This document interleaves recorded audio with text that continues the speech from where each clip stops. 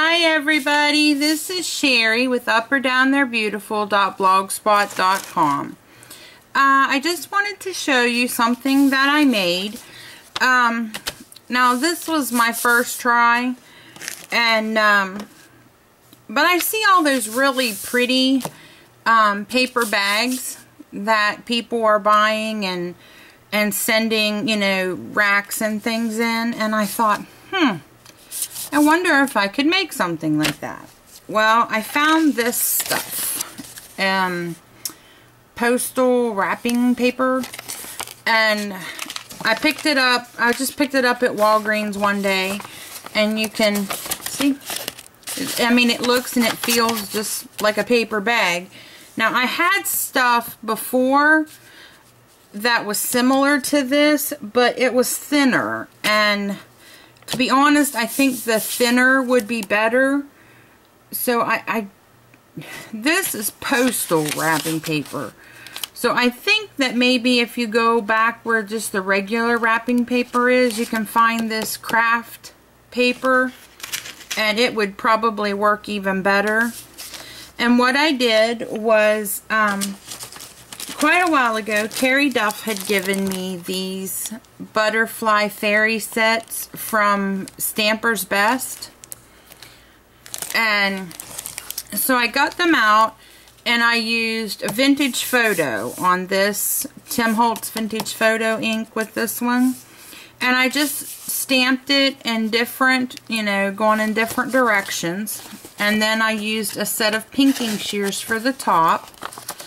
And I finished it off, and I thought, well, it don't look too bad, and it looks like one of those bags, so I thought that I would share it with you all, and I'll show you what I did.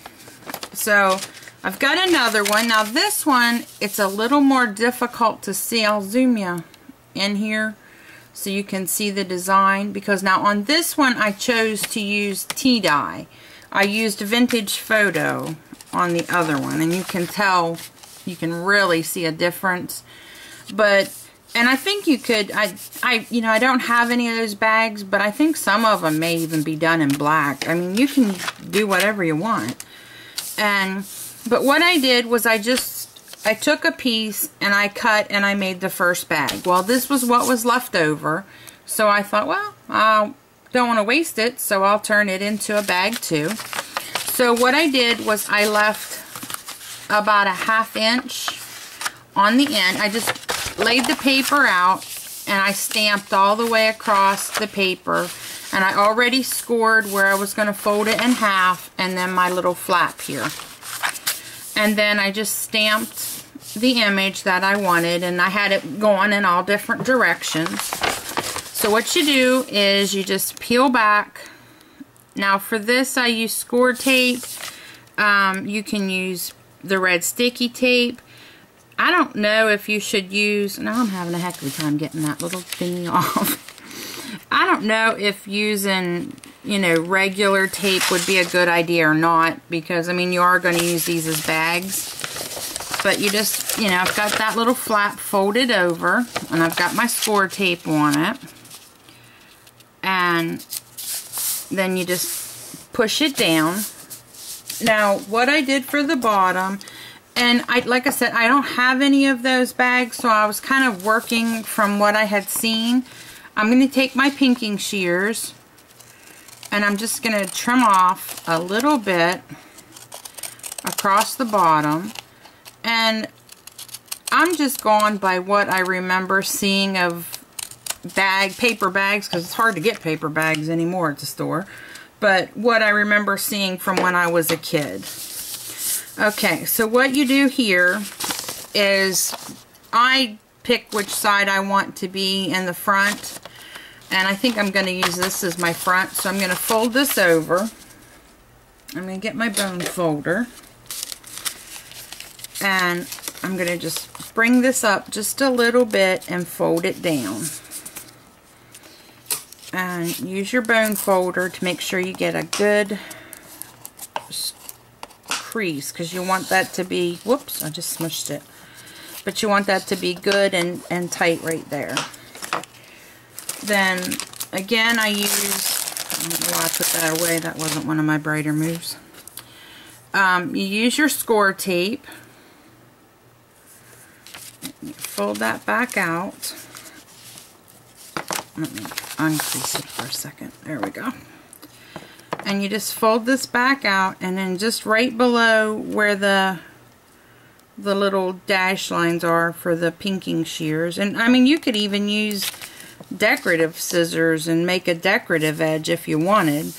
I was just trying to make it look like what I remembered the bags being from when I was a kid, and I'm telling everybody how old I am by saying that probably.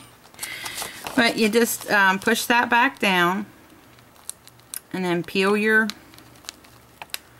I don't know why I'm having such a hard time getting that off today. Okay, peel my little thing back and push my seam down good and tight. Now, of course, it's not going to be sealed on this part, so we're going to have to put another piece of score tape across here, and I just kind of measure like that. And I like this tape because I can tear it. I don't have to worry about trying to get it, you know, in there with my scissors and stuff. And then you just push that down good and tight, because again, like I said, you know, we're going to be putting things in here, so we want this bag to stay together. And now for this part, you could probably even use some glue, and because this part really isn't the part that's gonna hold the by golly, I didn't have this much trouble when I made the first one. I'm sorry. There we go. And then you just press that down as well. Now, and like I said, you could probably use glue on this part, because that's just more, you know, for a cosmetic thing. But you want the bottom, the first flap, to be good and sticky. I got a little bit of tape sticking over here. I want to get that off because I don't want it to be icky. But, so there's the bag, and you just flip it over, and there's the front of it. And I just took the pinking shears and I went across the top. And now I didn't measure this. I didn't make it any particular size. This was what I had and what I just did for my first try. So you can, you know, you can measure them and make them all nice and uniform, or, you know, whatever you think works best. But this was my try at paper bags. So I hope you like them. Let me know what you think. Thanks for visiting me today, guys, and happy crafting. Bye.